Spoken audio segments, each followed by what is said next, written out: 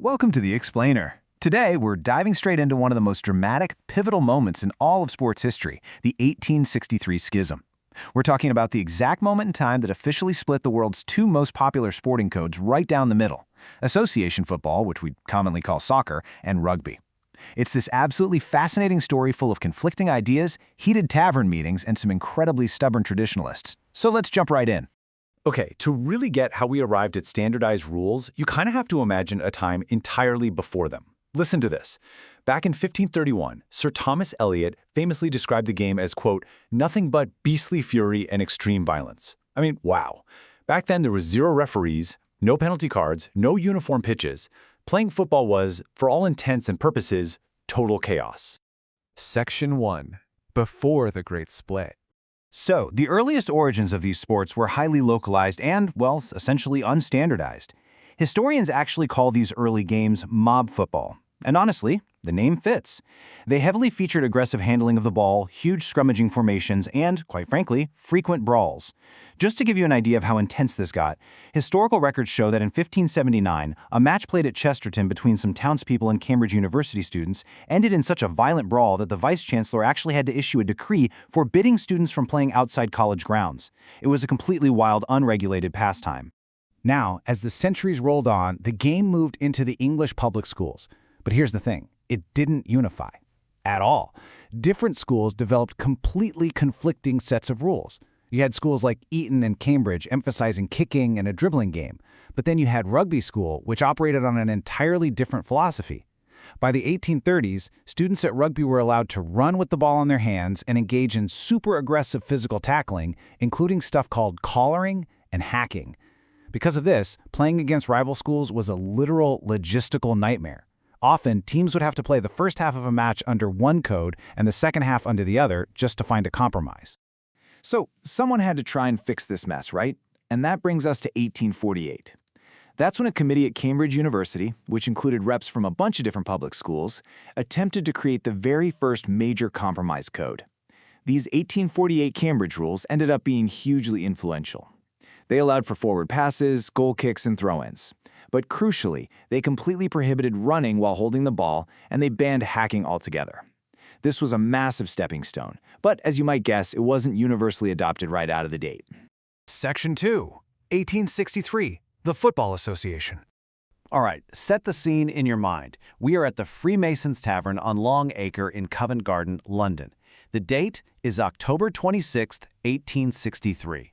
Representatives from several football clubs all around the Greater London area have gathered here for the very first meeting of what would eventually become the Football Association, or the FA. Their goal was incredibly ambitious. They wanted to frame a single code of laws that would magically embrace the best points of all the various methods of play. The real driving force behind all of this was a solicitor from Hull named Ebenezer Cobb Morley.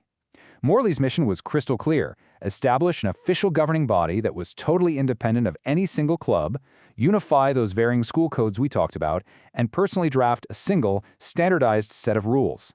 He was actually elected as the FA's first secretary and took on this massive task of writing up the draft, relying pretty heavily on those earlier 1848 Cambridge rules. Section 3.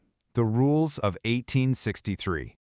Okay, let's dive into the actual rules that caused such a massive historical controversy. So, Morley proposed rules that really clamped down on physical contact and carrying the ball. They completely prohibited running with the ball in hand, and they explicitly banned hacking, which was the delightful practice of kicking opposing players right in the shins to dispossess them. On top of that, tripping, holding, or pushing with your hands was totally outlawed. But, interestingly enough, they did allow forward passes, and that's something we definitely associate more with modern rugby and American football today than we do with soccer. But wait, here's a totally wild exception. The original 1863 FA rules actually allowed players to catch the ball. Yeah, you heard that right. If a player caught the ball fairly or on the first bounce, they could claim a mark with their heel, and that entitled them to a free kick.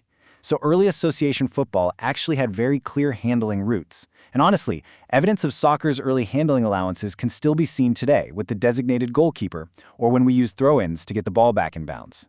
Section 4. The Rugby Rebellion. So the FA ends up holding 6 different meetings between October and December of 1863.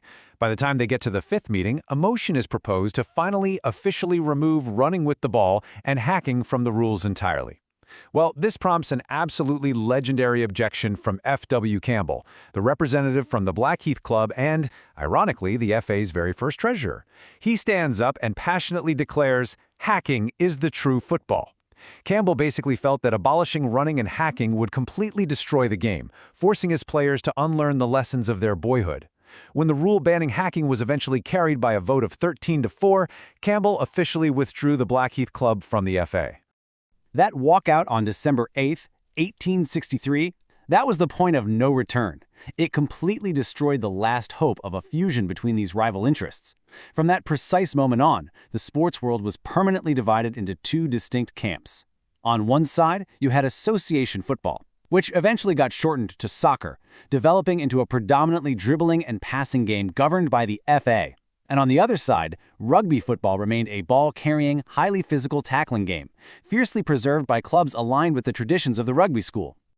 Let's quickly walk through how all of this played out chronologically, because the ripple effects are huge. 1863 was the main catalyst, with the FA meetings and that infamous Blackheath walkout. But the rugby club soon realized, hey, we need our own organization too, which led to the formation of the Rugby Football Union, or the RFU, in 1871. And the splits didn't even stop there. In 1895, rugby itself experienced a massive schism. 21 Northern English clubs resigned from the RFU to form what would become the Rugby Football League. Now, this 1895 split was entirely over professionalism.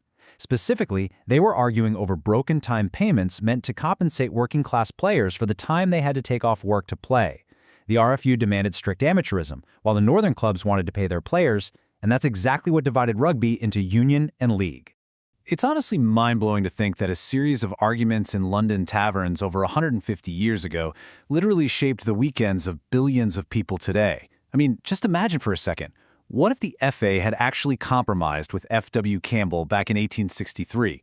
What if they had allowed players to legally kick each other in the shins? Would soccer and rugby just be one massive unified sport today? It is a genuinely fascinating what-if for sports history. Thank you so much for joining me for this explainer. Keep questioning, keep exploring history, and I'll see you next time.